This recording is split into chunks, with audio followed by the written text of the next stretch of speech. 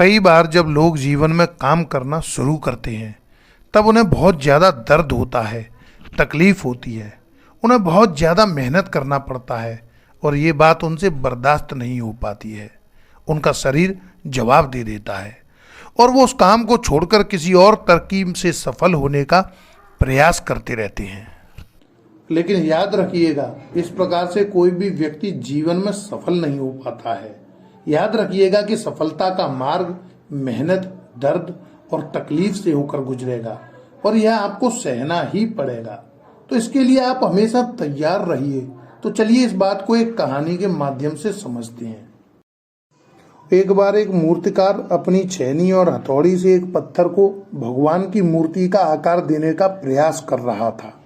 जैसे ही वह छेनी पर अपना हथौड़ा चलाता, वह पत्थर चिल्लाने लगता और कहने लगता कि ये क्या कर रहे हो, मुझे इतना मार क्यों रहे हो, मुझे बहुत दुख हो रहा है, तकलीफ हो रही है, पीड़ा हो रही है, मुझे अपने हाल पर छोड़ दो और यहाँ से चले जाओ।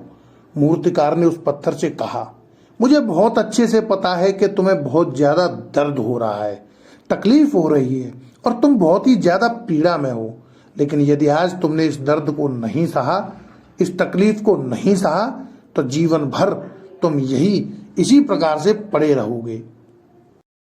मुझे पता है कि तुम में आगे बढ़ने की अपार संभावना है, तुम एक बहुत अच्छे पत्थर हो, लेकिन यदि तुम इसी प्रकार से रहोगे तो कभी भी आगे नहीं बढ़ पाओगे। इतना कहकर मूर्तिकार औजार उठाए ही थे कि पत्थर फिर से चिल्लाने लगा, गिड़गिड़ाने लगा, विनती करने लगा कि मुझे अपने हाल पर छोड़ दो। मुझे पता है कि जीवन के लिए कौन सी चीज सही है और कौन सी चीज गलत है। मुझे बहुत ज्यादा दर्द हो रहा है, अब मैं इस तकलीफ को बहुत ज्यादा नहीं सह सकता। मैं जिस हाल में, जो उस हाल में, छोड़कर मुझे तुम यहाँ से बस चले जाओ। उस मूर्तिकार ने उस पत्थर को समझाने की कोशिश की, ज्यादा अधीर मत बनो और अपने सब्र को बनाए रखो, थोड़ी देर और इस दर्द को सहो।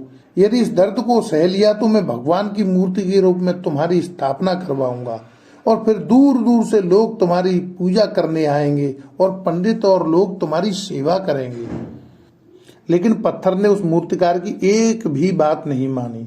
वह चिल्लाता रहा और अपनी बात पर अड़ा रहा।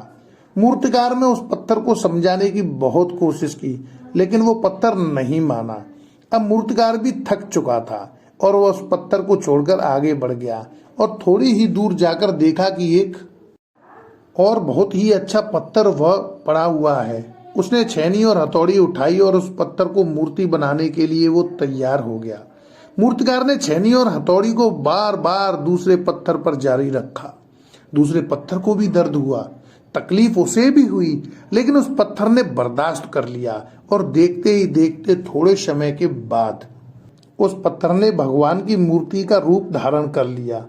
थोड़े दिन बाद उस मूर्ति की एक मंदिर में स्थापना हो गई। धीरे धीरे करके लोग वहां पूजा पाठ करने आने लगे।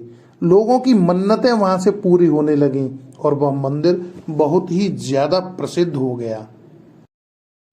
अब धीरे धीरे करके दूर दूर के गांव से लोग वहां पूजा पाठ करने आने लगे। फिर एक दिन और उस पत्थर को उसी मंदिर में लाया गया और उसे एक कोने में रख दिया गया। अब लोग आते और उस पर नारियल फोड़ते। ये कोई और पत्थर नहीं बल्कि वही पत्थर था जिसने दर्द सहने की मना कर दिया था। अब वो पत्थर मन ही मन बहुत ज्यादा पछता रहा था, दुखी हो रहा था और अपने आप से कह रहा था कि काश मैंने उस दिन उस दर्द को, उस तकलीफ को सह लिया होता तो आज लोग मेरी भी पूजा करते।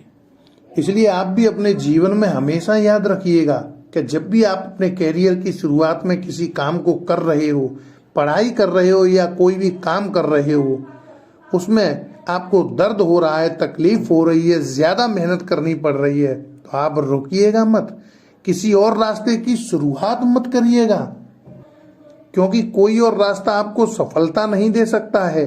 आपको उस दर्द को, उस तकलीफ को सहना ही होगा और उस दर्द को, उस तकलीफ को सहकर आप ज्यादा मजबूत बनेंगे और तभी आप अपने जीवन में आगे बढ़ पाएंगे। और जीवन में हमेशा याद रखिएगा कि आपको पहले पत्थर की तरह नहीं बल्कि दूसरे पत्थर की तरह बनना है। दर्शकों, ये कहानी पसंद आए तो अन्य दर्शकों को भी भेजें और ऐसे ही प्रेरणादायक प्रोत्साहन प्रसंग, रोचक जानकारी, जीवनी, इतिहास, जीवन मार्गदर्शन, व्यापार संबंधित ज्ञान और ऐसे बहुत से लेखों को पढ़ने और सीखने के लिए हमारे चैनल को सब्सक्राइब करें। वीडियो पर नए आए हो तो चैनल को सब्सक्राइब कर लेना है, लाइक कमेंट करके अपने सुझाव जरूर दीजिएगा। जय हिंद, जय भारत। मिलते हैं किसी नेक्स्ट वीडियो में।